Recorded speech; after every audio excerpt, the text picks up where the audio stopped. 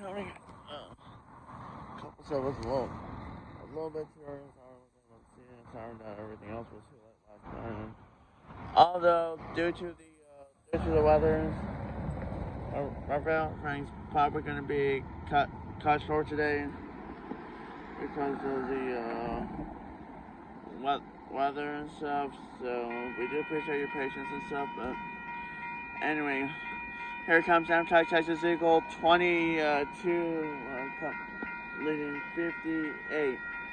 Coming in. Let's check them out real quick.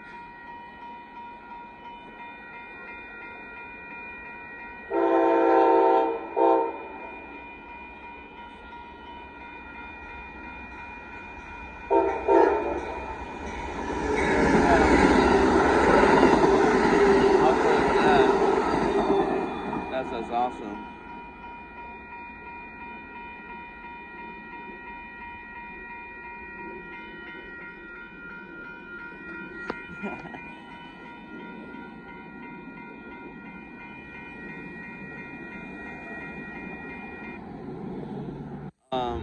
There goes Amtrak Texas Eagle 22 going by with that amazing horn show there.